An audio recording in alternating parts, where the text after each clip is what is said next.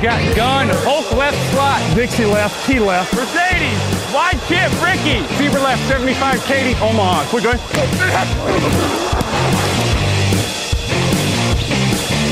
Last play of the game. Who's going to win it? Luck rolling out to the right. Dumps it up to Donnie Avery. Yeah! Goal line. Touchdown. Touchdown. Touchdown. Touchdown. Hello, bonjour et bienvenue à tous pour l'épisode numéro 272 du podcast Jean Actuel Mattei. Très heureux de vous retrouver pour votre débrief hebdomadaire des matchs NFL. À mes côtés cette semaine, je crois qu'il est passé chez le coiffeur, si je vois bien, c'est Raphaël Masmejean. Bonjour Raphaël. Salut à tous et tu as très bien vu. Ah voilà, je vois que le cheveu est un peu plus court que d'habitude.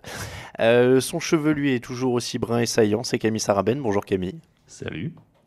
Camille, est-ce que les cheveux sont plus longs que la barbe ou l'inverse? C'est pas loin, mais je pense que les cheveux sont un peu plus longs là. Ouais, Ça je me pourrait demandais. changer rapidement, mais... Comment? Ça pourrait changer rapidement, mais... Ouais, voilà, je te demande parce que je suis dans la même optique en ce moment, j'essaie de faire la barbe plus longue, mais comme j'ai beaucoup moins de cheveux que toi, c'est plus facile. On vous rappelle que le podcast du mardi vous est présenté par le Hard Rock Café Paris et ses soirées Game On. C'est tous les dimanches, encore une fois cette année. Ça reprend ce dimanche pour la semaine, on sera encore en semaine 16 du coup. Et puis n'oubliez pas, on y sera le 8 janvier et le 5 février prochain pour des enregistrements en public de l'émission du mardi. Il y aura Happy Hour étendu. Si vous venez nous voir, on commencera, je pense, comme les autres années, vers 18h, enregistrement à 19h. Et puis ensuite, une petite bouffe, donc n'hésitez pas à venir. 8 janvier, 5 février, 8 janvier, ce sera le débrief des wildcards, si je dis pas de bêtises, et 5 février, débrief du Super Bowl, bien évidemment. Est-ce que c'est la renaissance des Vikings et des Eagles, la fin du règne des Patriots? Oui, des grosses questions bien troll cette semaine. Les leçons de tous les matchs, les tops, les flops, vos questions et le 2-minute warning. C'est parti pour une nouvelle édition. Oh man, look at my life. I'm a lot like you were. Now the pressure. Brady heaves it, and is it intercepted? He came down with it, and a feet down for Hayden. Intercepted. Oh man, look at my life. 24 and there's so much more. Live alone in a paradise that makes me think of two. Love lost, such a cost. Give me things that don't get lost. Old Man, alors on a mis Tom Brady mais on en reparlera après. On va commencer par Vikings, Dolphins, Vikings 41, Dolphins 17. Est-ce que les Vikings peuvent être les Eagles de cette année? Raphaël, je commence par une question. Oui, très marqué ESPN First Take. Ouais, je vois ça. Est-ce qu'ils peuvent être les Eagles? J'ai peut-être un peu plus de doutes parce que eux ont quand même une ligne offensive assez poreuse, contrairement aux Eagles l'an dernier qui était quand même bien fort sur la ligne offensive. Les Vikings, la ligne offensive a fait une meilleure prestation cette semaine, mais face à une défense de Miami qui n'est pas la plus réputée en termes de pass rush, qui sortait d'une semaine. La semaine dernière, Miami en prend plus de 30 points contre les Patriots. Cette semaine, ils en prennent 40 contre les Vikings. Oui, il y a du mieux sur la ligne offensive, il y a du mieux dans le jeu au sol, il y a un apport avec le nouveau coordinateur offensif, mais je trouve que les armes ne sont pas tout à fait les mêmes que celles des Eagles de l'an dernier. Donc, Alors, en tout cas, ils ont corrigé le tir sur le jeu au sol. Tu l'as dit, 40 courses, 220 yards. Ils n'ont pas rigolé sur le retour du jeu au sol. Ils ont retrouvé un peu l'identité qu'on attendait en début de saison, j'ai envie de dire, parce qu'il y a eu ce gros jeu au sol avec 220 yards. Et puis, il y a eu une défense à 10 sacs. Tannehill sous pression sur plus de 50% des snaps où il a tenté une passe. Mackenzie Alexander qui est de plus en plus fort en couverture. Donc, sans être les Eagles, forcément, évidemment, c'était une comparaison un peu facile, mais est-ce que ça peut être au moins le poil à gratter de ces playoffs? Parce que maintenant, ils ont quand même de bonnes chances d'y être. Donc ça va pas être une équipe facile à prendre. S'ils arrivent à garder ce rythme-là où la défense et l'attaque arrivent à être bons en même temps, au même moment, ce qui n'avait pas été encore le cas cette saison, avec vraiment un coup la défense, un coup l'attaque, ça peut être une équipe assez emmerdante à jouer. Comme tu dis, beaucoup de pass rush, ce qui n'est jamais évident en play-off. Si le jeu au sol en plus commence à s'installer, que Kirk Cousins a peut-être plus de passes écran à jouer, un peu moins de responsabilité aussi. Ça devient une équipe. Ça devient un peu l'équipe qu'on imaginait en la mettant première du Power Ranking d'avant-saison. Donc, forcément, on a envie de dire que s'ils arrivent à confirmer cette prestation-là, c'est une équipe qui va être embêtante à jouer pour la plupart des autres équipes en NFC. On y reviendra, qui ne marquent pas forcément le pas, mais qui en tout cas sont pas rayonnantes. Il n'y a personne qui donne le sentiment d'ultra dominer cette conférence. Donc, c'est ça. Si on se projette un peu, les Rams en ce moment sont pas au top, les Saints non plus, en tout cas offensivement. Donc ça peut être intéressant. Kirk Cousins, tu l'as dit, 14 sur 21, 215 yards, 2 touchdowns, une interception. Quand il n'en a pas trop à faire et qu'il peut gérer comme ça sur une attaque équilibrée, c'est clair qu'en tout cas, ils sont intéressants. Alors c'est vrai que c'est toujours dur parce qu'on a envie de s'enflammer. C'est une belle victoire, mais c'est qu'une seule semaine aussi. Donc il va falloir confirmer, c'est toujours la difficulté. J'ai plus en tête leur prochain match, j'avoue que je suis pas mis devant les yeux. Détroit, ah bon oui, donc ça peut être une bonne occasion de confirmer en l'occurrence. Ça peut être une bonne occasion de confirmer avant la réception de Chicago en dernière journée. Tu vois, si tu tapes Détroit-Chicago pour finir ton année, tu peux être vraiment bien lancé pour les playoffs quand même. Ouais, tu peux être sur une super dynamique. Confirmer ce qu'on a vu. Effectivement, non, c'est une équipe qui peut se remettre à flot juste à temps, quoi. Enfin, vraiment. Se remettre à flot pour les Vikings, ils ne sont plus en galère. Vikings, flot, galère, tu vois, je te les ai toutes faites. Ouais, je vois. J'avais envie de faire des blagues sur les Vikings. Bon, en tout cas, belle prestation. Du côté de Miami, par contre, 193 yards seulement en attaque. Et j'ai envie de te dire, est-ce que tu es d'accord ? Mais j'ai l'impression qu'il y a toujours en fait des actions cache-misère avec cette équipe. C'est-à-dire que la dernière fois, c'était le miracle. Là, c'est une interception de Fitzpatrick, une course de 75 yards. Mais en vrai, ils sont à 2 sur 12 en troisième tentative. Il n'y a pas un seul receveur à plus de 30 yards. Et c'est une équipe qui reste quand même très médiocre, quoi. Ouais, c'est compliqué. Bon, déjà, pour le coup, j'ai quand même envie d'excuser Tannehill quand tu prends la pression sur 50% des snaps. Oui. Ça devient quand même compliqué d'établir quoi que ce soit dans le jeu offensif. Mais en fait, je pense qu'ils sont un peu à leur place. C'est pas une mauvaise équipe, c'est pas une bonne équipe. C'est cette équipe moyenne qui peut faire des coups par des big plays, comme tu le dis. Du coup, ça leur permet d'arracher des matchs, mais c'est encore beaucoup trop incomplet, tendre pour espérer quoi que ce soit de plus, quoi. En fait, les Dolphins, depuis quelques années, c'est l'équipe Alex Smith. Tu sais, c'est l'équipe étalon moyenne. Ouais, non, mais ouais, c'est un peu de ça, ouais. On va passer à Rams 23, Eagles 30. Est-ce qu'on peut croire à un revival des Eagles en parlant de s'enflammer sur un match ? D'ailleurs, la question, c'est peut-être ça. C'est peut-être, est-ce que ce match en dit plus sur les Eagles ou les Rams ? On pose souvent cette question, mais c'est vrai que parfois, les matchs se jouent aussi un peu là-dessus. Je sais pas sur qui elle en dit le plus. Un peu sur les deux. Je trouve quand même qu'on a une équipe de Philadelphie qui a gagné en revenant un peu à son identité de l'an dernier, en étant très fort sur les lignes, avec une ligne offensive qui a complètement bloqué le pass rush des Rams. Et on sait que la défense des Rams, une fois que son pass rush n'est pas en action, ça devient tout de suite plus compliqué pour ses linebackers, pour ses cornerbacks et safety. Et à l'inverse, la ligne défensive des Eagles, avec Fletcher Cox notamment et Bennett, a complètement dominé la ligne offensive des Rams en mettant Goff au supplice. Donc voilà, Philadelphie a quand même retrouvé son identité de base pour gagner ce match. Est-ce qu'ils peuvent la garder sur le match d'après, espérer un faux pas des Vikings ? C'est encore une autre étape, hein.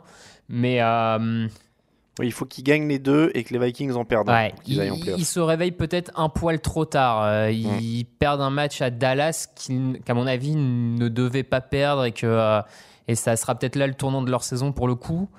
Mais voilà, c'est des Eagles qu'on retrouve avec un Nick Foles pas brillant, hein, loin d'être brillant, mais qui a le mérite de ne pas perdre de ballon, a le mérite d'être peut-être plus précis quand même que Carson Wentz sur les passes, sur les tracés extérieurs, sur les passes en profondeur, un poil plus précis en tout cas cette saison. Et voilà, du coup ça a suffi en tout cas à cette équipe des Eagles sur ce match. Il y a 111 yards au sol aussi, ça aide évidemment l'attaque. C'est vrai que Nick Foles, il a cette capacité visiblement à aider. Faut rappeler quand même que l'an dernier, il avait pas été impeccable tout de suite, hein. Il lui avait fallu un petit temps de chauffe. Là au moins, il a gagné dès le début. Mais comme tu l'as dit, ils ont retrouvé de la domination sur les lignes, dans le physique. Donc ça, c'est un bon point pour eux. Après, voilà, l'équation, elle est compliquée. Ils ont encore les Texans et les Redskins à jouer. Bon, Redskins, a priori, c'est jouable, mais il faut gagner ces deux-là et espérer que les Vikings en perdent un, sachant que les Vikings Saints jouent des Lions qui sont quand même largement à leur portée. Mm. Donc ça va être Il y a très compliqué Chicago en semaine 17 qui peut être le match à espérer pour les Eagles. Tu sais jamais, une équipe de Chicago avec des Saints et des Rams qui patinent un peu. Peut-être que Chicago pourra encore jouer une des 2 premières places. C'est ça.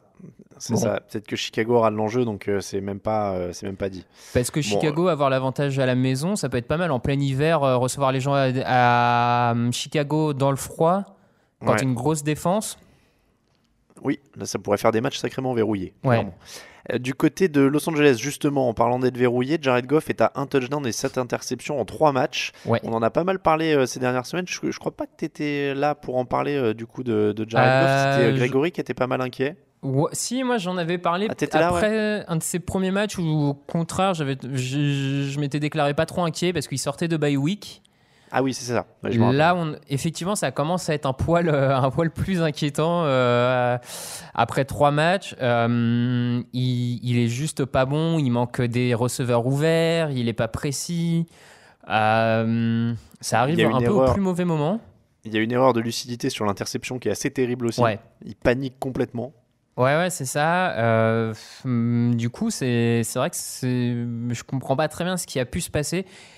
Oui, il y a l'absence de Cooper Kupp, mais bon, j'ai pas non plus l'impression qu'elle soit si... et puis le problème, c'est que pour un mec qu'on nous a vendu comme un potentiel MVP à un moment de la saison, il n'est pas censé s'écrouler parce que Cooper Kupp est plus là, quoi. Ouais, oui, non, je te rejoins globalement dessus. Donc, c'est un peu un mystère. Je trouve quand même que McVay, là, depuis 2-3 semaines, insiste trop sur la passe, pas assez au jeu au sol. Là, on a encore... Alors, tu l'as peut-être pas vu, justement, j'allais te le dire, mais juste avant qu'on prenne l'antenne, il y a ESPN qui a publié des déclarations de Sean McVay qui disait justement que les choix de jeu étaient beaucoup influencés par le fait que Todd Gurley est un peu blessé.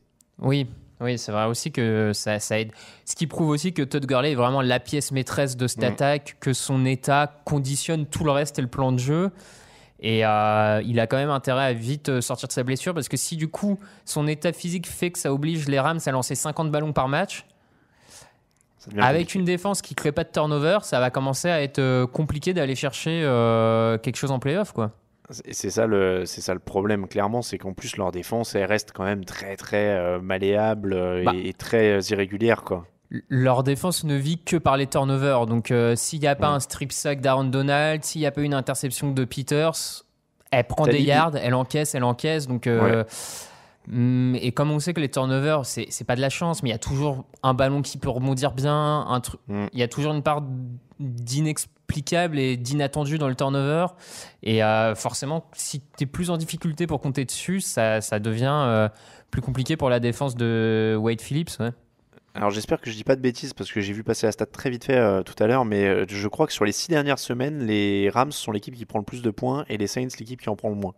J'ai vu passer ça, donc c'est pas anodin aussi dans ce qui se prépare pour les playoffs en NFC.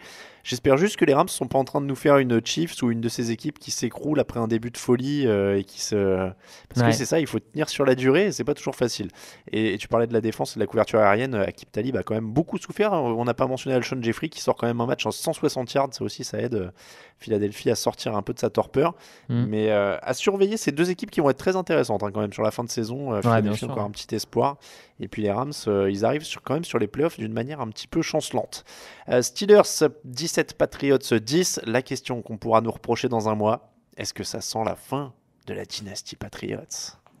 Est-ce que ça sent la fin de la dynastie ? Alors, je te donne des stats pour étayer. Première fois depuis 2009 qu'ils perdent plus de 4 matchs dans une saison. Première fois depuis 2002 qu'ils perdent 2 matchs de suite en décembre. Première fois depuis 2009 qu'ils ont un bilan négatif à l'extérieur. Non, mais manifestement, c'est la moins bonne équipe des Patriots depuis plusieurs années. Ça, c'est une évidence. On a déjà eu un peu le temps de le mentionner par-ci par-là, où on trouvait notamment que ça manquait de talent pur en défense, de vraiment skill player. Je continue à le penser là. Je trouve que sur ce match, ils prennent pas beaucoup de points contre les Steelers parce que, à mon avis, de l'autre côté, tu as un Big Ben très moyen. Mais sincèrement, la défense est quand même bien fait balader par le jeu au sol des Steelers. 142 yards pour Jalen Samuels. Ouais, et puis en attaque côté Patriots, ça il y a plusieurs choses qui vont pas. Hein. L'attaque une fois que l'attaque arrive en red zone, ça devient très compliqué. Elle avance plutôt bien, mais alors dans la zone de vérité, dans les 15 derniers yards, c'est vraiment très mauvais. Enfin, c'est mauvais ce qu'il propose. Tom Brady, là, sur le dernier drive, les 4 dernières passes sont juste mauvaises. Elles sont inattrapables par personne. Je veux dire, elles sont... Et c'est vrai qu'on n'avait plus l'habitude de voir Tom Brady se rater comme ça sur un dernier drive. Si on le voyait rater, c'est le receveur qui droppait ou ça jouait à peu. Mais là, les passes sont juste mauvaises. Il a des erreurs de lecture. Il évite vraiment au maximum. Il lance très vite pour éviter un maximum de contact. C'est Charles Woodson, hein, je crois, Alors, c'est ce que j'allais te dire. On a Charles Woodson qui dit Brady est moins tranchant, il sent la pression venir, etc.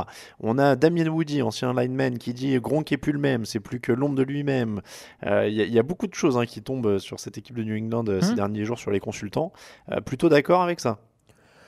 Moi, pour le coup, je sais pas si c'est ce qui va arriver tout de suite aux Patriots et à Tom Brady. Maintenant, je sais pas si c'est le cas pour Tom Brady, mais je crois beaucoup à ce que Woodson disait, qu'en NFL, la dégradation est presque instantanée, en fait. C'est que tout d'un coup, tout arrive, tout se ressent, les chocs, machin, et que tu peux vite perdre de niveau d'un coup sans même l'avoir anticipé. Et ça, je pense qu'effectivement, tu peux... te retrouver avec un Tom Brady qui tout d'un coup baisse en régime et qui n'est plus suffisant pour porter des Patriots qui sont peut-être en manque de talent à plusieurs niveaux. Donc après de là à dire que la dynastie Patriots se termine, c'est un grand mot, hein, mais en tout cas je les ai jamais vus aussi prenables depuis une dizaine d'années. C'est vrai. Là, s'ils sont pas pris cette année, Non, c'est vrai qu'ils ont l'air prenables. Alors, ceci étant dit, évidemment, on remercie d'avance les supporters des Patriots qui reviendront vers nous d'ici la fin du mois de janvier, si tout se passe bien pour leur équipe. Ouais, bien sûr, ouais. Voilà, on a douté d'eux, on a voulu faire exprès de mettre le doute et on était contre eux. Non, mais je plaisante. Mais voilà, après, tant mieux pour eux s'ils reviennent, évidemment. Mais c'est vrai que là, ça semble pas super pour cette attaque. Et c'est vrai que Brady est moins tranchant. C'est vrai que le Gronk est plus le même, a priori. On n'est pas à l'abri que ça revienne au mois de janvier, mais sur ce qu'on voit actuellement, c'est compliqué. Ceci étant dit, les Steelers sont-ils vraiment beaucoup plus rassurants? Ah non. Enfin, en défense. En défense, quand même, faut leur rendre ce qui est. Ils ont quand même été efficaces, ils ont bien blitzé, ils ont bien géré les prises à deux. Il y avait un bon plan de jeu aussi. Il y avait un très bon plan de jeu. Pour une fois, ils ont fait beaucoup. Souvent, ces dernières années, ils affrontaient les Patriots avec beaucoup de couverture de zone. Ils se faisaient manger dans les interespaces par le Gronk, tout ça. Là, ils ont fait beaucoup de couverture homme à homme. Ça leur a bien réussi. Il y a un TJ Watt qui est très très bon en termes de pression, qui a constamment, qui a mis à mal complètement Marcus Cannon et mis Brady sous pression constante. Après, moi, j'en tire toujours un peu la même analyse de ces Steelers. C'est que sur ce match-là, ils font les choses très bien globalement. Ça va dans le bon sens. Mais je ne suis pas certain que la semaine prochaine, ils n'aillent pas se vautrer de manière un peu plus inexpliquée. Et je trouve quand même que Ben Roethlisberger est pas... on parlait de Brady, mais je le mets un peu dans le même case. Franchement, il y a des lancers mauvais, il y a des imprécisions, il y a des interceptions encore toutes bêtes. Ça va être intéressant. On va parler d'autres équipes après, mais j'ai l'impression que c'est une des premières années, en effet, comme tu disais, depuis quasiment 10 ans, où les Patriots et les Steelers vont probablement aller en play-off, mais ils n'y arriveront pas favoris. Et ils n'auront pas l'avantage du terrain et ils vont galérer. Et on en reparle justement juste après une petite pause parce qu'on va parler de ceux qui sont au-dessus. Actu, analyse, résultat, toute l'actu de la NFL, c'est sur touchdownactu.com.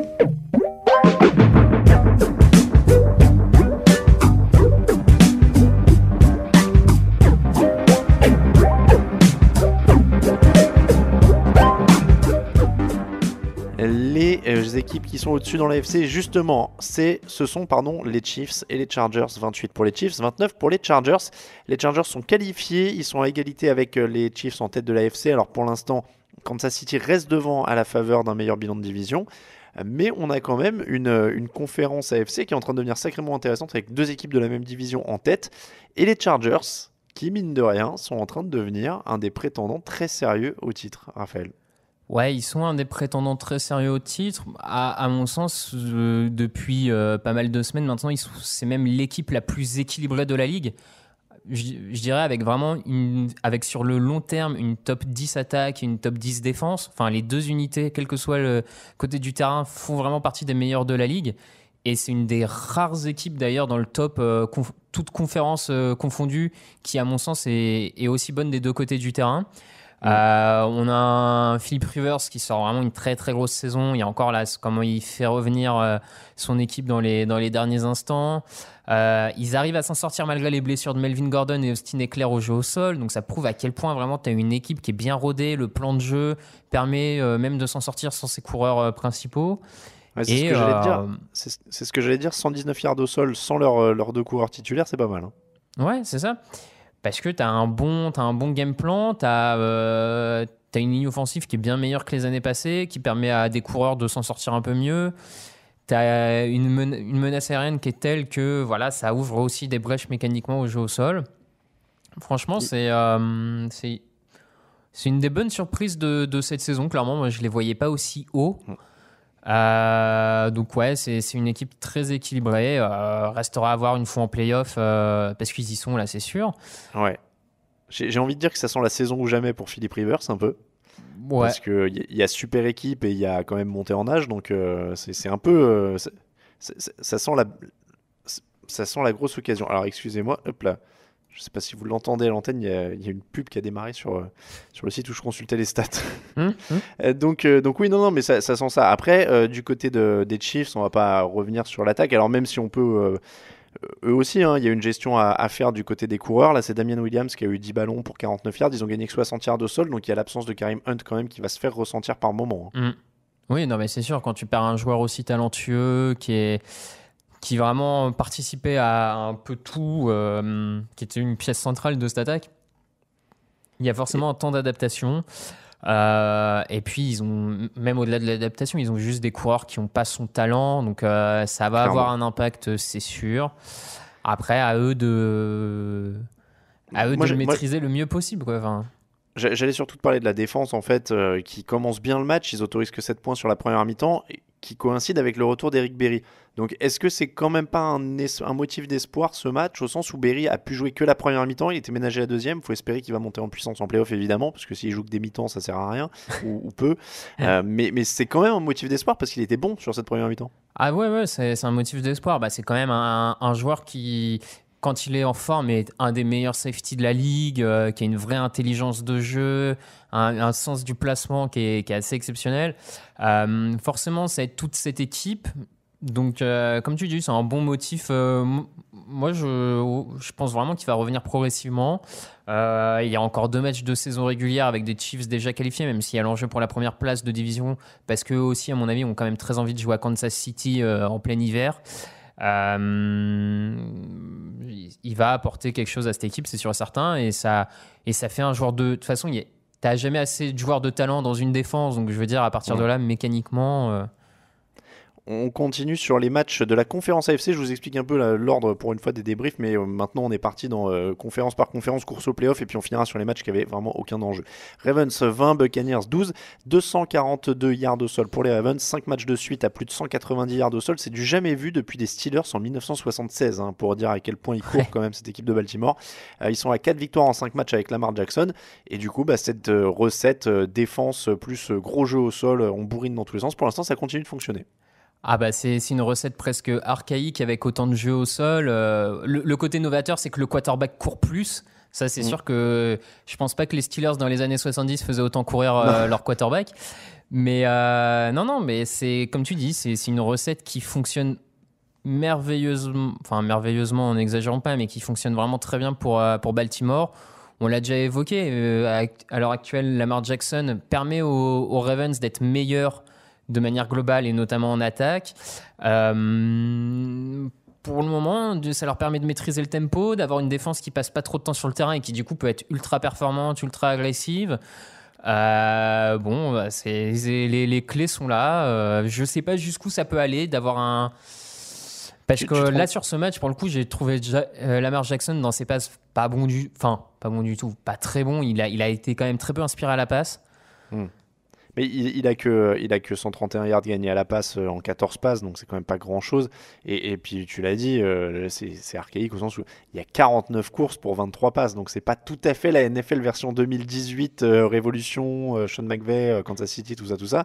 Et ils ont 37, je vérifie, 37 minutes je crois, 37 minutes 10 de possession.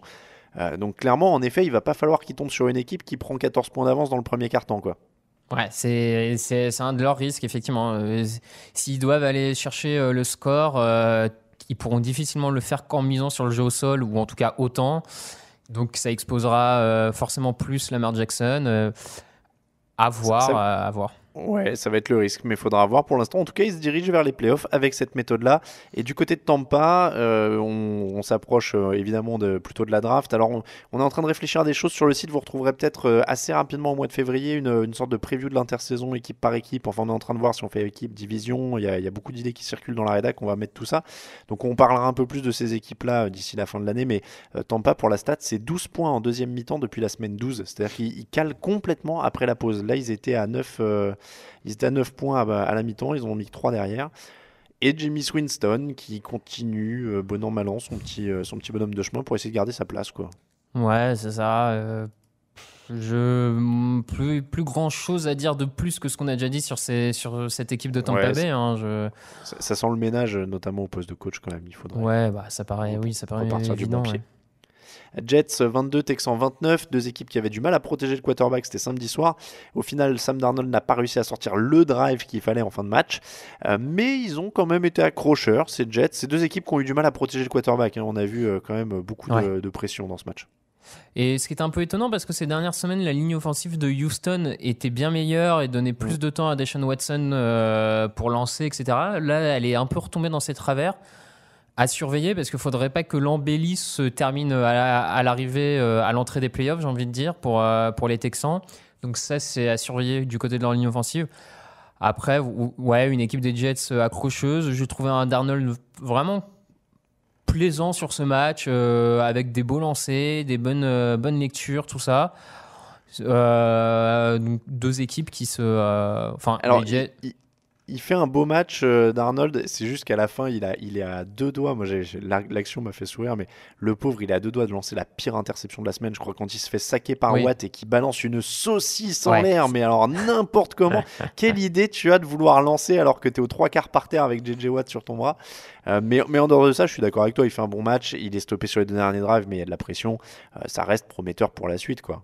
Ouais, ça reste prometteur pour cette équipe des Jets qui, elle aussi, devra peut-être réfléchir à un changement de coaching pour maximiser, on va dire, le potentiel de Darnold et de cette équipe. Mais voilà. Et côté Houston, c'est une victoire comme d'hab. Hein. Ils continuent à gagner, même quand on n'est pas forcément convaincu. Mais bon. Et tu l'as dit, alors en plus ils n'avaient pas de jeu au sol sur ce match, c'est ça qui leur a fait mal par rapport à d'habitude où ils arrivaient à trouver un jeu au sol ces dernières semaines. Là ils sont à 17 courses, 47 yards. Lamar Miller sort blessé, hein, je crois, si je dis pas de bêtises. Il a que 3 courses pour 8 yards. Enfin voilà, ça a été compliqué pour eux. Au final, leur meilleur coureur c'est Deshaun Watson. Et Watson, tu l'as dit, qui prend 6 sacs pour 55 yards perdus, donc ce sera quand même à surveiller en effet dans l'optique des playoffs. Mais mine de rien, ils sont à 10 victoires, 4 défaites et ils pourraient peut-être arracher une semaine de repos si jamais Los Angeles, les Chargers trébuchent ou les Chiefs. Ils sont numéro 2 à l'heure actuelle, non ? Ils sont... oui, ils sont numéro 2 de toute façon, parce que les Chargers peuvent pas être 2, Ouais, donc oui. Ils sont numéro 2 déjà à l'heure actuelle, hein. Donc effectivement, ils ont un enjeu de ce qui serait une surprise absolument énorme à mon sens, parce que je suis pas sûr que beaucoup avaient vu les Texans numéro 2. Clairement. Donc. On va pas mentir, on va pas faire les beaux. Là, ça, on l'attendait pas. Colts 23, Cowboys 0. Matt Eberflus, retenez bien son nom, c'est le coordinateur défensif des Colts et c'est un ancien coach des linebackers des Cowboys qui a fait la misère à son ancienne équipe. Il a trouvé des bonnes solutions. C'est vraiment un gros match défensif, 178. Alors, je me gourde de stats, ça c'est leur stat au sol, mais grosse défense des Colts avec encore une fois un Matt Eberflus qui fait du gros boulot. Ouais, gros boulot avec un groupe très jeune globalement, très dynamique, athlétique. Vraiment, sur certaines actions, j'avais l'impression de voir les linebackers d'Indianapolis déjà sur les joueurs des Cowboys, quasiment au moment du snap, quoi. Vraiment une réactivité assez incroyable. qui a permis de complètement bloquer le jeu au sol et même le jeu aérien des Cowboys. Donc, c'est une grosse prestation des Colts sur laquelle ils doivent vraiment continuer de construire pour potentiellement les playoffs si une des équipes devant eux font un faux pas. Mais même, franchement, pour l'an prochain, il y a une telle dynamique autour de cette équipe. Et là, défensive, avec des jeunes joueurs, Darius Leonard, Denico Autry qui a 25 ans. Il te reste le safety Malik Hooker. Malik Hooker, ouais. Quand tu dis jeune, athlétique et dynamique, déjà, c'est une victoire parce qu'on n'avait pas entendu ça d'une défense des Colts depuis un bon moment. Bah, c'est ça. Là, tu commences vraiment à avoir quelques gros talents sur ces. Il y a le rookie Tyquan Smith qui commence un peu à se montrer, qui a 2 sacs sur ce match. S'ils arrivent à garder cette dynamique, en plus ils ont beaucoup de masse salariale l'an prochain, enfin bref, ils peuvent devenir une des grosses défenses de l'AFC, et donc même aller là, faut voir hein, si les Ravens vont se planter ou les Steelers, mais en playoff, si la défense arrive à garder ce rythme et avec une attaque des Colts qui trouve un jeu au sol avec Marlon Mack, ça commence à être une équipe Et puis les Colts jouent Giants et Titans pour finir la saison, donc c'est à leur portée. C'est à leur portée, ouais. Il y a quand même possibilité de les retrouver en play-off. Et après, on parlait beaucoup de la défense. Là où c'est important, et on en revient toujours à ça, j'ai l'impression au mois de décembre, mais ils gagnent le combat sur les lignes parce que Ryan Kelly, le centre, est de retour. La ligne offensive va mieux. Ils gagnent 178 yards au sol au total avec un Marlon Mack qui devient un coureur en plus patient et efficace. Et ça devient une équipe clairement dangereuse. Donc ça, c'est quand même plutôt intéressant. Et du côté des Giants, par contre, c'est une petite déception pour une équipe qui enchaînait les victoires. Des Cowboys. Des Cowboys, j'ai dit Giants, autant pour moi. Des Cowboys, on y viendra après, ils sont juste après.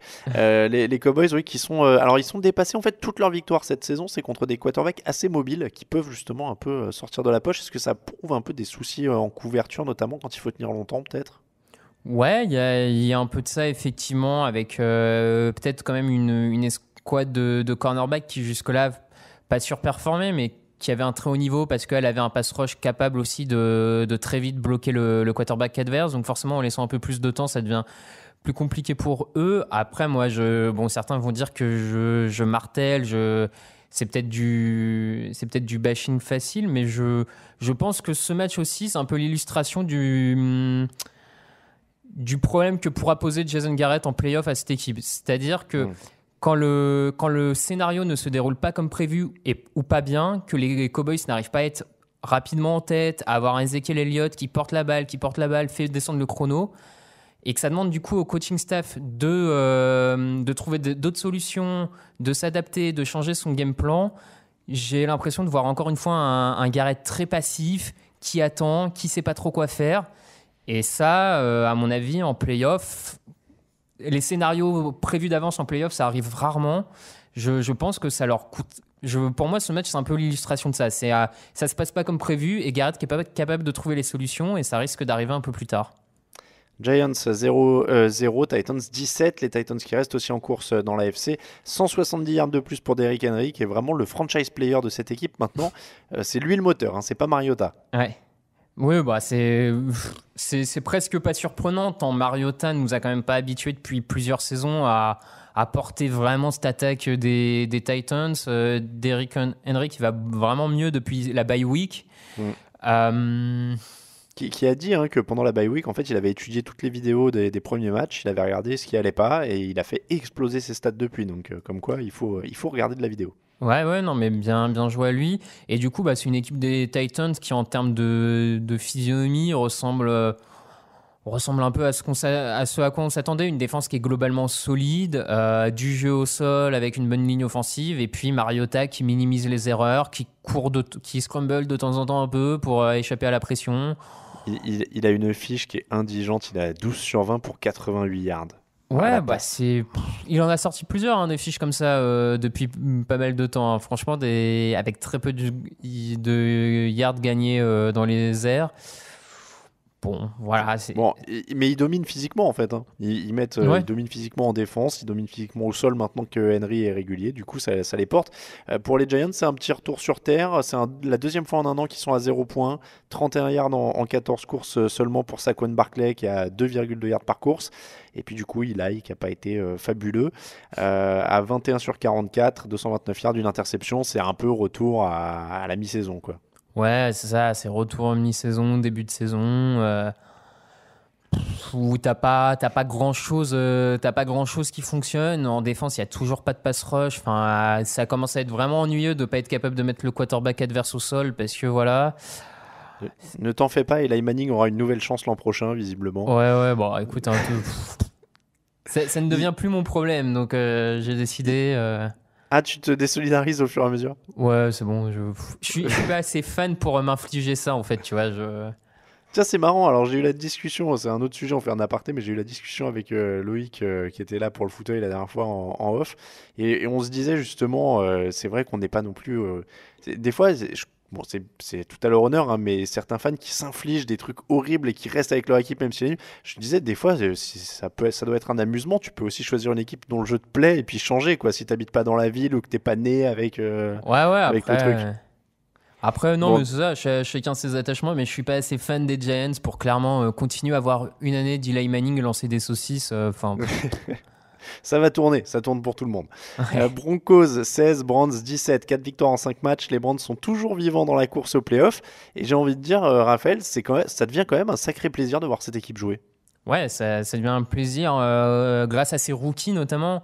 Un Baker Mayfield encore assez explosif. Voilà, c'est une équipe qui, tu le dis, devient plaisante. A de plus en plus d'armes et ça commence à se ressentir. Il y a toujours des petits défauts, il y a un manque de profondeur sur pas mal de postes, mais ils sont encore en course en play-off, ce qui n'était pas forcément le but dès cette saison. Donc il leur faudrait beaucoup de choses pour être en play-off. Oui, voilà, mais mathématiquement, ils ne sont pas encore éliminés. Ça fait des années qu'ils sont éliminés dès la semaine 10 quasiment de la course au play-off. Donc, clairement. Clairement, déjà, c'est une victoire. Est-ce que tu étais d'accord avec le field goal tenté à 5 minutes de la fin par Vance Joseph? Je sais que tu aimes bien les coachs agressifs. 4e et 1, un terrain adverse, 4 points de retard, du coup, c'est ça? Ouais. Et il prend le field goal. Oui, non, je trouve ça dommage. Hein. À mon sens, il aurait dû y aller. Il a quand même du jeu au sol pour essayer. Après, c'est un Vance Joseph qui est quand même peu inspiré depuis 2 ans à Denver, donc je suis même plus étonné, quoi.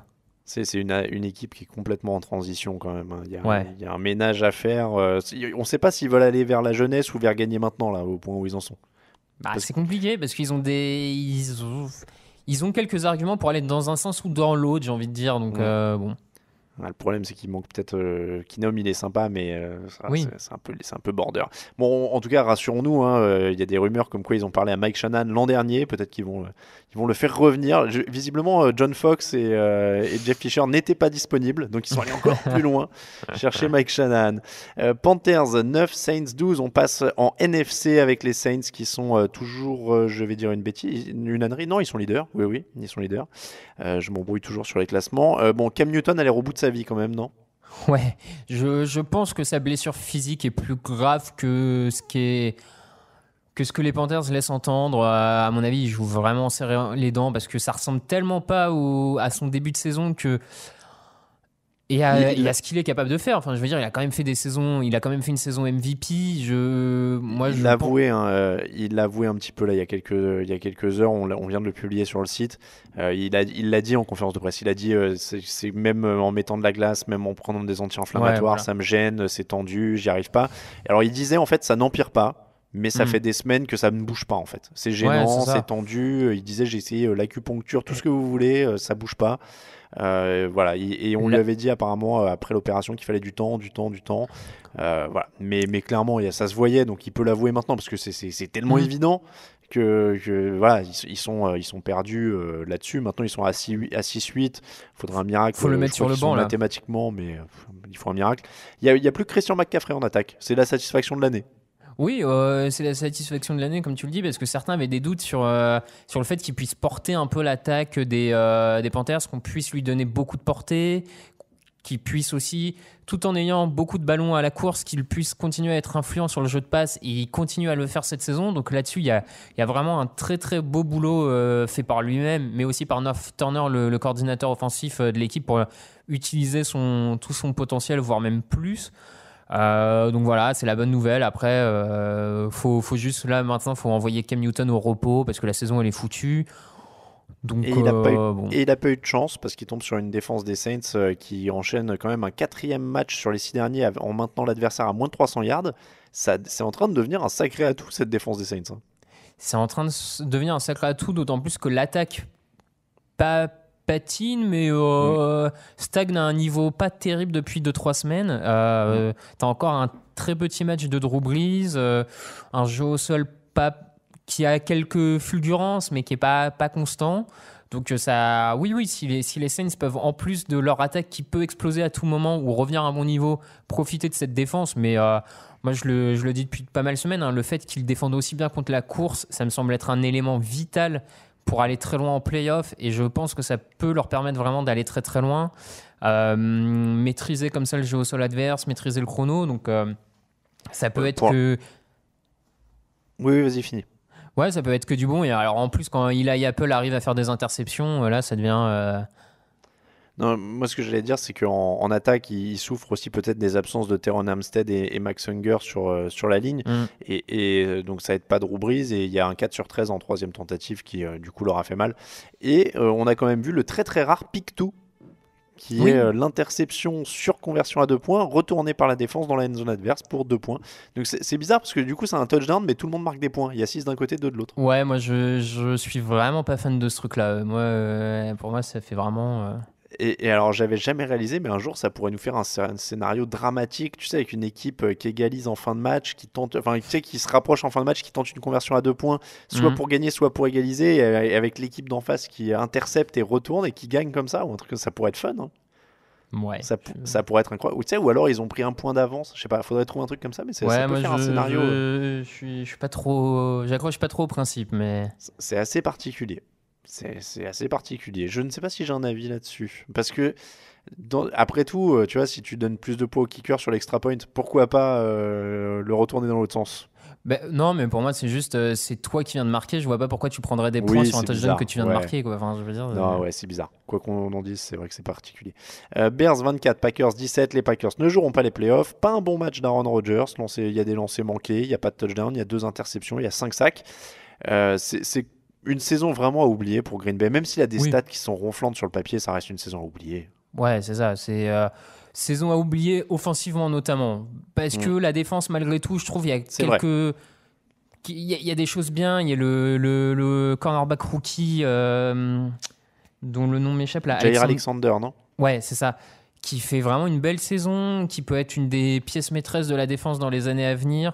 Donc ce côté-là du ballon, on a peut-être retrouvé une bonne dynamique côté Green Bay, ce qui n'était pas le cas ces 2-3 dernières années forcément.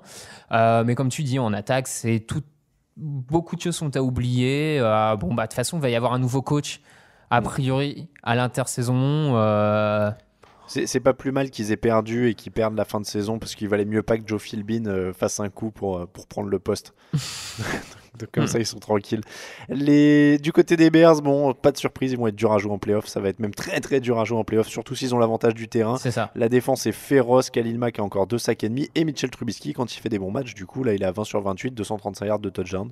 Ils vont être costauds à jouer, quoi. Ouais, ils vont être très chiants à jouer parce qu'ils ont même un jeu au sol qui est capable de tenir la balle. On l'a encore vu, Tariq Cohen fait un superbe match. Il peut aussi être dangereux sur des retours de coups de pied, de punt, etc. À surveiller peut-être la petite entorse à la cheville d'Eddie Jackson, qui a vraiment un point important dans cette défense en termes de turnover. Surveiller que ça soit pas trop grave, mais bon, je pense avec un peu d'antidouleur, tout ça, ça doit pouvoir passer. Petite piqûre. Une petite piqûre. Ouais, voilà, on va pas...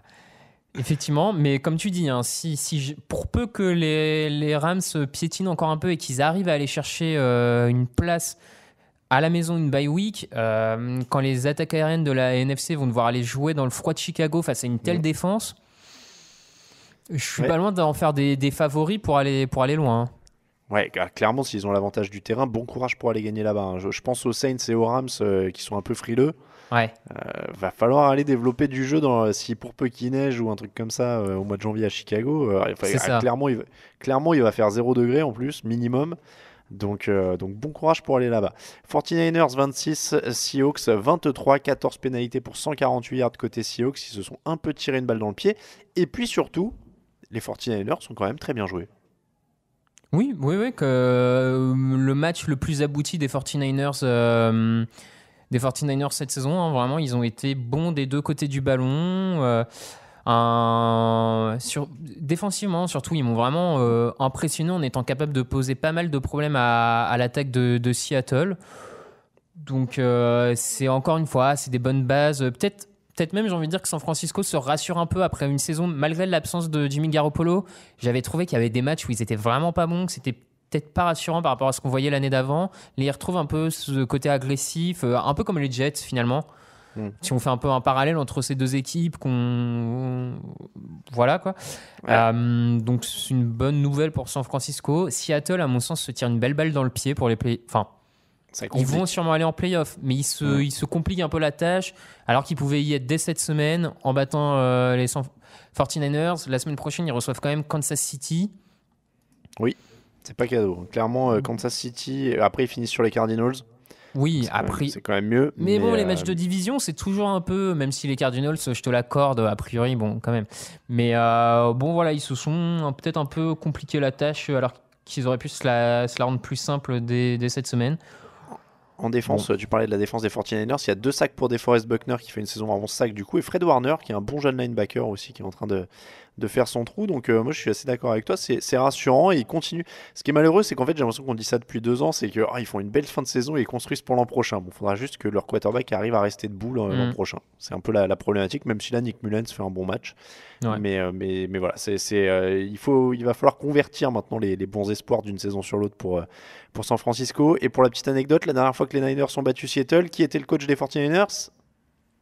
Harbaugh. Jim Harbaugh. Ouais.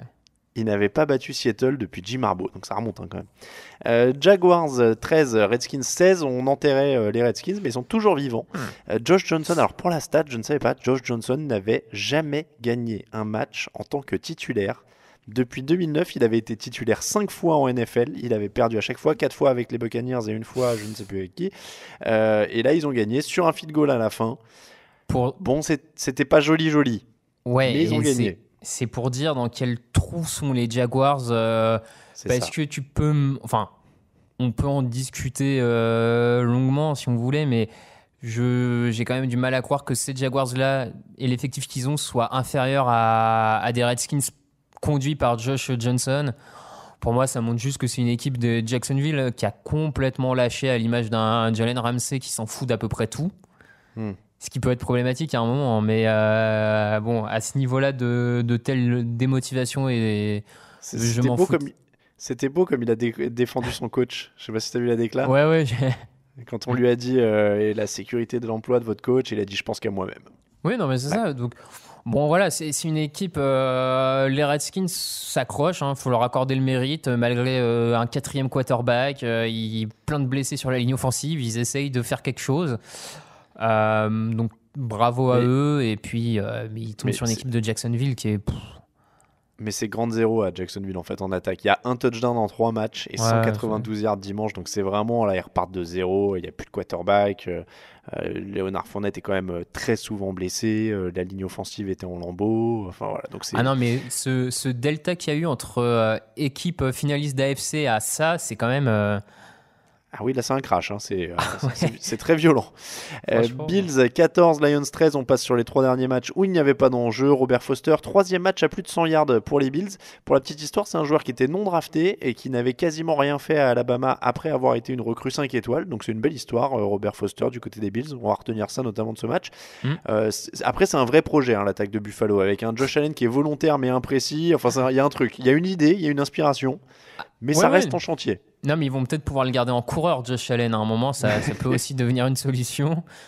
Ouais, c'est un chantier. Bon, bah écoute, on va voir. C'est un rookie, on va le laisser mener sa barque. Mais malgré tout, McDermott, qui fait avec ce qu'il a, un taf pas si mauvais. Non, il est étonnant. Depuis l'an dernier, il les avait amenés en play-off avec, pareil, 3 bouts de ficelle. Enfin, il fait du travail de coach, clairement. Ouais.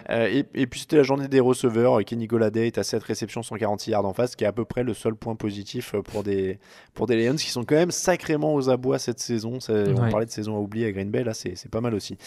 Falcons 40, Cardinals 14. Gros match de Vic Beasley avec 2 passes déviées et un sac. L'attaque a fait son boulot. Tevin Coleman est à 145 yards. Ça pousse Devonta Freeman dehors, ça a priori. C'est peut-être aussi la leçon. Oui, c'est ça. Une équipe des Falcons qui a retrouvé un peu ses stars défensives pas au bon moment parce qu'ils jouent plus rien, mais il y a même le retour de Deion Jones, tout ça. Voilà, c'est une équipe qui, sur le papier, devait faire mieux. La saison aussi, chez eux, est à oublier. Mais je pense qu'à un moment, il y a eu une accumulation de blessures, de mauvais choix de coaching qui a un peu craché la saison. Mais pour moi, c'est typiquement une équipe qui peut se relever dès l'an prochain. Et alors, en parlant de choix de coaching, est-ce qu'à Arizona, on vire tout le monde dès la première année? Parce que cette équipe, elle a quand même pas l'air d'aller... Autant on parlait de ça se bat avec Sean McVay, il y a des intentions avec certains, etc. Autant là, j'ai du mal à retenir le nom du coach tellement il a l'air transparent, quoi. Steve Wilkes, oui, c'est vrai Steve Wilkes, ouais. C'est vrai que... Alors, je suis pas un grand fan de se baser sur les images qu'on voit à la télé d'un coach en se disant « Ah, lui, il a du charisme, c'est un grand coach. » Mais c'est vrai que pour le coup, Wilkes ressemble un peu à notre ami ancien des Lions et des Colts, là. Ah oui, Jim Caldwell. Caldwell, merci. Voilà, j'ai un peu le même sentiment. Ils ont pris 40 points de suite dans ce match. Ils se dirigent tout droit vers c'est très compliqué. Il y a un Josh Rosen qui est juste pas prêt pour la NFL. Oui, parce que autant, alors, il n'y a aucun rookie choisi au premier tour en général qui arrive dans des excellentes conditions, sinon il ne choisirait pas un quarterback. Darnold, il n'a pas non plus 1 milliard d'armes autour de lui, etc. Et je commençais à me dire ça pour Rosen et tout, mais au final, il y a quand même Larry Fitzgerald, il y a quand même David Johnson. Alors bien sûr, il y a des choix de coaching qui ne sont pas toujours au top, il y a les coordinateurs, etc. Mais ça va au-delà, là, ça devient compliqué, ça devient inquiétant quand même. Alors, ça va au-delà, il est pas prêt, mais ce qui est pas une injure non plus. Rodgers a passé 3 ans sur le banc avant de jouer un match NFL. Donc maintenant, mais clairement. Le problème pour Arizona, c'est qu'est-ce que tu fais d'un quarterback rookie que tu as quand même fait jouer quasiment toute une saison? Est-ce que tu peux vraiment le remettre sur le banc derrière? C'est ça. Je pense qu'il aura une chance une deuxième année, mais c'est pour ça que je pose la question du coach. C'est que c'est presque plus simple de changer les coachs pour essayer de redonner une impulsion et de le relancer. Oui, je te rejoins. Je pense qu'il faut les dirigeants d'Arizona doivent essayer par un électrochoc, mais un truc fort. Et pour moi, ça passe par le coach plutôt que par de remettre Rosen sur le banc et de saper un peu le moral du rookie, quoi. On termine avec Bengals Raiders, 30-16 pour les Bengals. Alors une petite stat, parce que j'aime bien les stats un peu trompe-l'œil, regardez, c'est rigolo. Derek Carr n'a pas lancé une interception depuis 9 matchs. Tu vois, ça pète comme ça fait bien. Mais en fait, il a perdu 6 fumbles, donc ça compense un peu, non? C'est juste pour dire la relativité de certaines stats. Tu sais, quand on te dit le mec a pas lancé une interception, sauf qu'il perd des fumbles quand même. Ouais. Son équipe s'est fait marcher dessus par Joe Mixon, qui a 129 yards. Il gagne avec un Jeff Driscoll à 130 yards à la passe, 3 sacs de Geno Atkins. Les Bengals ont été plus forts. Ils ont plus de playmakers, j'ai envie de dire, presque, avec un Joe Mixon et un Geno Atkins de chaque côté. Et ça a fait la différence. Ouais. Et ben voilà, on va rester là-dessus pour ce match. Qui nous, en effet, on va pas se mentir, c'était pas le match le plus inspirant. On avait les yeux sur pas mal d'autres choses cette semaine. On passe au top et au flop.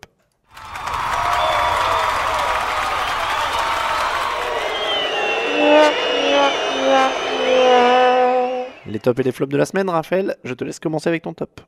Pas le plus original, mais un top parce que ça m'a décidé un peu dans le titre de rookie défensif de l'année. Et donc, c'est Darius Leonard pour à nouveau une prestation ultra complète, 2 passes déviées, dont une sur 3e tentative des Cowboys, un fumble récupéré, 1 ou 2 sacs, j'ai un petit doute. Mais là, je trouve qu'en fait, il commence à tellement, en plus d'être bon à faire des actions vraiment décisives, des turnovers, que même si Darwin James, le safety des Chargers, c'est très très bon, Darius Leonard a en plus ce côté turnover, machine à turnover et à action vraiment décisive, qui à mon sens là mérite un peu d'être récompensé, quoi. Je mets un plus. Mention honorable pour moi à DeAndre Hopkins, parce que j'ai oublié de le mentionner tout à l'heure quand on parlait des Texans, mais il est tellement fort. Je crois qu'il a 170 yards encore sur ce match, la grosse réception pour le touchdown. Ouais. Il attrape ce genre de ballon de manière incroyable. Et il est quand même en course. Si on fait un top 3 des meilleurs receveurs du moment, je pense qu'il est pas loin d'être mon top 1. Oui, sur le moment, oui. sur le moment, Ouais. tu vois, si demain tu joues, j'aimerais bien l'avoir dans mon équipe. Mais mon top de base, c'était les Bears qui ont fait un worst to first, comme on dit en NFL, c'est-à-dire qu'ils sont passés donc de la dernière place à la première de leur division. Et la petite stat que j'ai trouvée, que je trouvais super intéressante, c'est que ça peut paraître incroyable d'avoir fait worst to first, Ça sauf ne l'est que pas. en fait sur les 16 dernières saisons, pardon, il y a 15 équipes qui sont passées de dernière ou dernière à égalité de leur division à vainqueur de division. Et Et t'allais dire la même chose que moi. Et c'est c'est ce qui fait que la NFL est aussi attractive pour les fans. Enfin, exactement.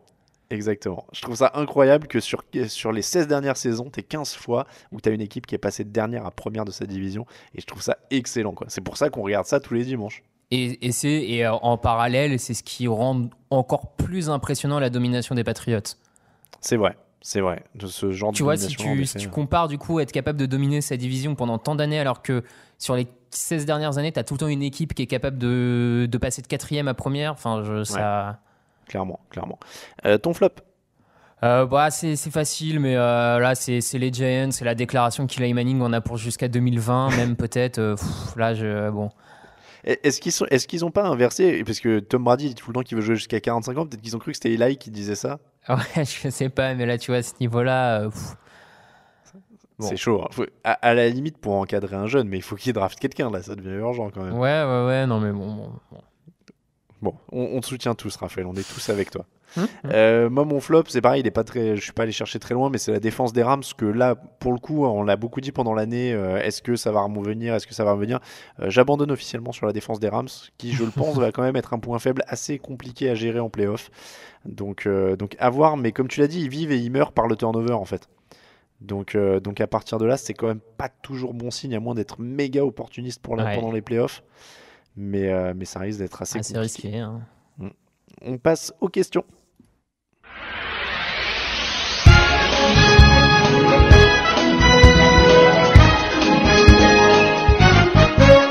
Raphaël, es-tu prêt pour les questions? Ouais. Il y en a des bonnes. Alors, question de SugsMyD. Au vu du classement, peut-on toujours affirmer que la NFC est plus forte que l'AFC? En effet, lorsqu'on regarde les équipes en wildcard et dans la course, les bilans de l'AFC sont bien plus solides que ceux de la NFC. N'est-ce pas là une idée reçue? On peut pas l'affirmer cette année. Hein. Effectivement, moi, en début de saison, j'avais l'impression que les cadors de la NFC étaient bien plus forts. Là, ces dernières semaines, ça a tendance à se démentir un peu. Globalement, je pense que par contre, en fait, il n'y a pas de cador vraiment cette année. Il n'y a aucune équipe qui. Oui, mais ça fait écho un peu à ce qu'on disait tout à l'heure sur des inversions de hiérarchie dans les divisions, etc. En fait, on croyait des choses au début de la saison et ça bouge pendant la saison et on voit qu'en effet, c'est plus équilibré que ça, quoi. C'est la NFL. C'est un peu. Moi, ça me choque pas, encore une fois. Et c'est vrai je suis comme toi, je pensais que c'était beaucoup plus costaud en haut de la NFC. Et finalement, ça s'équilibre, quoi. Là, si tu mets des Chiefs au Super Bowl, ils auront leur chance contre n'importe quelle équipe de la NFC et vice-versa. Donc voilà, ça va être des beaux playoffs. Petite question marrante de Carson Legronc. La stratégie des Eagles de préserver leur vrai quarterback numéro 1 lors de la saison régulière afin que les équipes adverses n'aient pas le temps de s'ajuster en playoffs ne devient-elle pas trop évidente? Le retour de Saint Nick Foles en terre promise, le Memorial Coliseum, marque-t-il le début d'une dynastie? Quelle équipe pour titiller les Eagles sur la route du Super Bowl? Bon, là, je crois ça appelle pas vraiment de réponse, mais je trouvais la blague assez sympa. Question de Fidel Gastro, est-ce complètement utopique selon vous d'envisager Aaron Rodgers dans une autre franchise que les Packers la saison prochaine? Oui. Oui, voilà. Surtout la saison prochaine, surtout. C'était juste pour qu'on dise oui en cœur. Une question qui revient souvent, tiens, Dirty Fighter, quel serait le meilleur point de chute pour Joe Flacco? Quel bilan faites-vous de ces 11 campagnes avec les Ravens? Bonne question. Sur le papier, moi, je serais tenté de dire que Jacksonville peut être une bonne destination. Tu as une défense qui, malgré tout, a des talents. Avec un nouveau coaching staff, ça peut être intéressant comme destination pour lui. De toute façon, si tu fais la liste des équipes, il n'y en a pas tant que ça qui sont intéressés par un quarterback. Hein. Et par Joe Flacco en plus. Beaucoup seraient intéressés peut-être par Patrick Mahomes, mais par Joe Flacco à l'heure actuelle, pas tant d'équipes que ça seraient intéressées.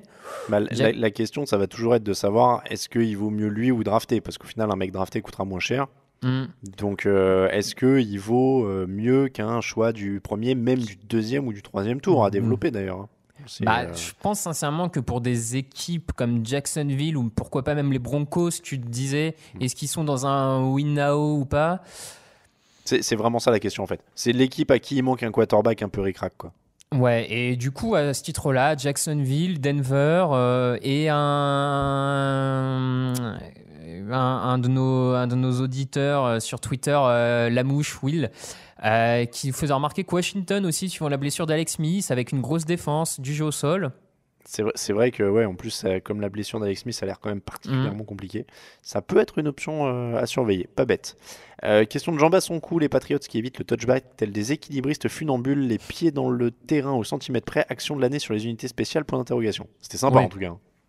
Ah ouais, c'était hyper spectaculaire, c'est clairement l'action de l'année en équipe spéciale, ça. Et puis avec deux mecs parce qu'il y en a eu deux, enfin c'est incroyable. Superbe action, on vous la recommande si vous le pouvez. Question de Belge 48, alors c'est pas vraiment une question. Hello les gars, Alain, tu es bien parti pour perdre les pronos, mais vous n'avez pas encore parlé du gage. Voici donc ma proposition, le perdant devra se déguiser en Bob l'éponge et chanter la fameuse chanson Sweet Victory.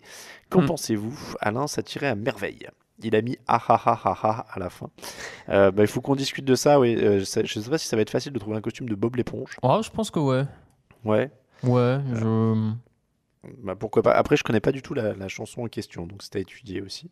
Moi, t'inquiète, franchement, c'est mieux que du Call Me Maybe ou autre. Hein. D'accord. Bon. Roustokovic a la question la plus dure de l'année. Je te le préviens tout de suite. Salut les gars, j'aimerais comprendre pourquoi les Lions ratent complètement leur saison. J'aimais beaucoup cette franchise et je pensais qu'ils avaient de l'avenir avec une attaque intéressante et une défense correcte. Qu'est-ce qui cloche? Stafford, point d'interrogation. Stafford surcoté, point d'interrogation. Patricia, point d'interrogation. Il faudrait presque une émission spéciale là-dessus. C'est dur à dire. Effectivement, t'as un coach qui est dans sa première année, donc ça pose sans doute des questions à ce niveau-là. On rappelle qu'ils étaient à 9-7, je crois, l'an dernier, et qu'ils virent Caldwell pour essayer de passer un palier. Ouais, je leur en veux pas d'avoir tenté le coup, franchement. Oui, non, ça se tentait, clairement. On peut pas leur reprocher ça. Mais c'est vrai que c'est une équipe compliquée à appréhender.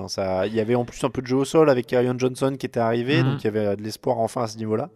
Mais et on sent en plus qu'ils ont bazardé la saison quand ils envoient Golden Tate ailleurs en plus.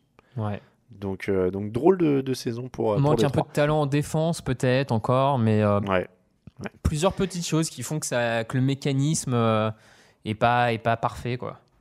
Question de Stex, salut l'équipe, est-ce qu'il ne serait pas temps d'arrêter de sous-estimer la FC Sud? Je sais que c'est pas toujours flashy, mais les résultats sont là.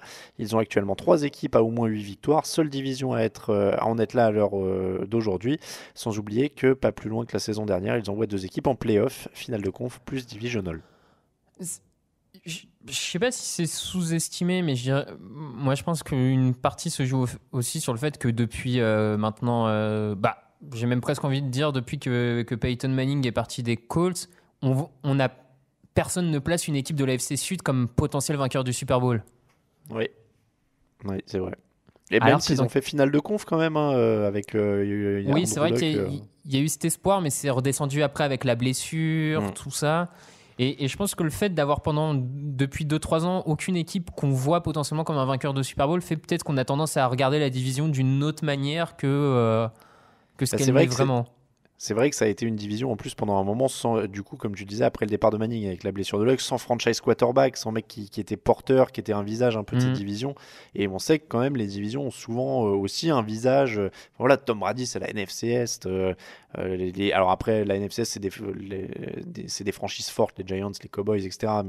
Mais en général, c'est vrai que les divisions ont souvent un leader ou quelque chose comme ça qui est un peu une tête de gondole, quoi. Donc ils n'avaient pas vraiment ça avec un Andrew Luck blessé. Question de... Juste comme tu dis, c'est qu'en plus, la plupart des équipes de l'AFC Sud sont plutôt jeunes, en dehors des Colts, sont plutôt jeunes par rapport à l'histoire de la NFL.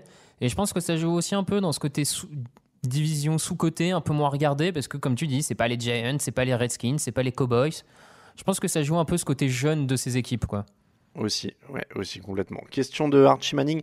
On assiste depuis quelques semaines à des matchs bien plus compliqués pour les top teams pour lesquels les orgies de points sont terminées. Comment peut-on expliquer ça? Plus de tension à l'approche des playoffs où ces équipes lèvent le pied à contrario d'autres qui sont à fond pour arracher une place.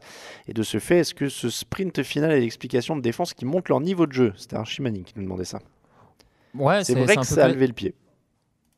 Ouais, après ça reste un peu classique de voir les défenses revenir un peu plus fort en fin de saison, plus de vidéos, plus de temps pour les coordinateurs défensifs de vraiment bien s'adapter à ce que proposent les attaques adverses. Globalement, c'est souvent un schéma qu'on voit quand même avec où finalement en play-off, et c'est pour ça qu'on a tendance à dire c'est la défense qui gagne les championnats, c'est parce qu'à l'approche des play-offs, les défenses souvent se resserrent un peu, même si ça n'a pas toujours été le cas ces dernières années. Enfin, pour le Super Bowl en tout cas. Pour le reste, c'est quand même globalement ça. C'est ça, moi je suis d'accord avec toi, c'est un peu la physionomie annuelle. En décembre, ça se resserre, il fait plus froid, on s'ajuste aussi. Les coachs ont vu de la vidéo, étudié, il y a aussi ça, il y a des ajustements. Ouais, il y a ça. Et puis, n'oublions pas le facteur blessure quand même. Tu as beaucoup de joueurs, beaucoup d'équipes qui perdent des joueurs talentueux. Ça a forcément un peu d'impact en attaque. C'est vrai. Enfin, je veux dire, là, bon, c'est pas une blessure, mais quand Kansas City passe de jouer avec Kareem Hunt à sans Kareem Hunt, forcément, ça a un impact sur le jeu. Les Saints ont des blessures sur leur ligne offensive. Voilà, ça. Oui, et puis il y a l'usure aussi. Ouais. Sans être officiellement blessé, il y a quand même pas mal de joueurs qui commencent à être dans le dur à cette période de l'année. Donc tu rajoutes le froid, tu rajoutes tout ça. C'est pas évident. Question de Lambeau Squirrel. Les Raiders étant indésirables à Auckland et pas encore prêts à s'installer à Las Vegas, la NFL ne pourrait-elle pas envisager de délocaliser la franchise à Londres pour 1 an ? En tournant sur les 3 stades possibles, on pourrait y avoir un super test pour la possible future franchise londonienne. Les Marmites, bien sûr. C'est pas complètement idiot, moi, je trouve, de dire pourquoi pas Londres si personne ne veut d'eux pendant 1 an. Ce serait pas le truc le plus délirant qu'ait fait la NFL. Non, peut-être pas le plus délirant, mais j'ai quand même du mal à. Moi, ce serait un bon délire, franchement. Non, je pense qu'ils vont encore racketter une ville pour qu'elle mette au panier, mais bon, c'est un autre. C'est un autre sujet c'est un autre débat qui un jour pourrait valoir le coup d'en parler, mais on va être tous d'accord sur le fait que la NFL rackette les villes pour avoir des stades et que c'est honteux. On est tous d'accord, mais je sais pas si ou alors un papier, mais je suis pas sûr que tous nos auditeurs soient conscients de comment la ligue rackette les villes pour. C'est vrai qu'on pourrait en parler. On pourrait en juste parler. Faire découvrir ça, tu vois. Oui, non, mais il y avait un très bon. Alors pour ceux qui sont anglophones, c'est John Oliver dans Last Week Tonight qui avait fait un sujet comme ça. C'est des sujets d'une vingtaine de minutes où il expliquait bien justement ces mécaniques de demander de l'argent public, de faire une sorte de chantage à la fois à l'économie, à la fois à l'emploi pour avoir des stades et pour faire raquer les collectivités locales. Et puis en plus, c'est ça, il y a des histoires en plus de prêts très longs ou des choses comme ça. Enfin, les villes s'endettent énormément pour ces trucs-là. C'est ça. Bon, voilà, donc. Tout n'est pas rose dans le monde de la NFL. Saint-Louis, par exemple, Saint-Louis qui avait les Rams il y a encore quelques années, Saint-Louis continue à payer des dettes de l'endettement sur la franchise des Rams, alors que les Rams n'y jouent plus, quoi. Enfin. Voilà, donc en effet, il y a des pratiques très charmantes de la NFL pour faire cracher les villes et leur faire regarder leurs équipes. Donc du coup, s'ils vont à Londres, la question c'est qui paye. Ça d'ailleurs. Dis-moi. Ouais. Tu disais ? Oui, je disais, si t'envoies les Raiders à Londres, qui paye pour tout c'est le proprio des Raiders, du coup, qui allonge C'est une bonne question. Ça, ouais, tu vois, ça. Ouais. Non, et ce que j'allais dire, c'est que parce qu'on parlait justement des magouilles et des stades et des machins, on pourrait quand même avoir une finale de conf à AFC dans un stade de foot de 30 000 places si les Chargers sont la tête de série numéro 1. Ouais. Je dis ça quand même. Ouais, Rams, ouais. Dans un stade de foot de 30 000 places où tout le monde s'en fout d'eux, a priori, en plus d'ailleurs. Donc, je sais pas si ça a changé depuis le début de l'année, mais bon. Voilà donc pour les questions. D'habitude, on passe au match du jeudi, mais c'est terminé. C'est terminé. Il n'y a plus de match du jeudi. Je vais pouvoir dormir le vendredi matin. Merci beaucoup, la NFL. Donc, on va passer tout de suite au 2-minute warning. Raphaël, avec 3 petites questions simples. La première, le pull de Noël de Mitch Trubisky, est-ce que tu es pour ou contre ? Allez, pour. Ah, t'es pour. Moi, je suis contre le fait qu'on consomme des trucs comme ça juste parce que c'est moche et qu'on va les laisser dans un placard et qu'on les utilisera plus jamais. C'est pas utile. Je suis votre conscience verte cette année pour Noël. Est-ce que Sébastien Janikowski a vraiment essayé de plaquer le retourneur ? Non. Bon, alors là. Et enfin, est-ce que toi aussi, tu penses, comme Bill Belichick, que Noël a été mal placé au milieu de la saison NFL ? J'ai pas vu ça, il a déclaré ça. En fait, il a dit un truc. Il est rentré en salle de presse, il a regardé les journalistes en disant ça va, vous avez eu le temps de faire votre shopping. Donc les mecs répondent, et là il dit Noël est placé à un mauvais moment au milieu de la saison NFL. Ouais, c'est clairement il a un futur rôle en tant que Grinch sans aucun souci, l'ami Bill. Hein. Je trouvais la déclaration tellement drôle. Bon, c'est du Bill Ouais. Belichick. Tu te demandes au bout d'un moment s'il fait exprès ou s'il prépare ce genre de truc-là pour rigoler, quoi. Ouais, un peu de deux, sans doute. Ouais. Allez, c'est comme ça que se termine l'épisode 272 du podcast Jean Actu. Merci de nous avoir suivis. On se retrouve jeudi pour la preview du week-end, les pronostics. Le dimanche, ce sera fauteuil. On vous rappelle que le podcast du mardi vous est présenté par le Hard Rock Café Paris et ses soirées Game On. C'est tous les dimanches à partir de 19h avec Happy Hour étendu si vous venez voir les matchs. Nous, on se retrouve au Hard Rock Café, on vous le rappelle, le mardi 8 janvier à partir de 18h, 19h pour l'enregistrement. Et puis on mange ensemble après si vous avez envie de rester. Là aussi, ce sera Happy Hour étendu, donc n'hésitez pas à venir. Et on sera encore là le 5 février. On remercie tous ceux qui nous soutiennent sur Tipeee. N'hésitez pas à les rejoindre. Il y a Ben Stillers, Rouquinho, Anthony Ruiz, Guiche23, Pantoufle et Danton Cubé qui sont ajoutés à la liste cette semaine. Pour nous suivre, touchdownactu.com bien sûr, Twitter @tdactu, Facebook @tdactu aussi, Instagram touchdownactu @touchdownactu. Pour les Twitter perso, Raphaël _TDA pour Raphaël, Camille Saraben pour Camille et Alain Mattei pour moi-même. Merci beaucoup messieurs. Bah, merci à toi. Et puis on se retrouve jeudi alors. Allez, bonne fin de journée. Bonne fin de journée. Bonne fin de journée, n'importe quel que soit le moment où vous nous écoutez. C'est un podcast de toute façon. Vous nous écoutez n'importe où. Prenez soin de vous. Bonne fin de semaine à tous. On se retrouve jeudi. Ciao, ciao. Ciao. Old man, look at my life. I'm a lot like you were. Old man, look at my life. I'm a lot like you were.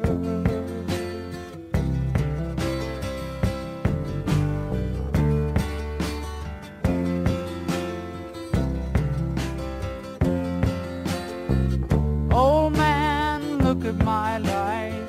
24 and there's so much more. Live alone in a paradise that makes me think of two. Love lost, such a cost. Give me things that don't get lost, like a coin that won't get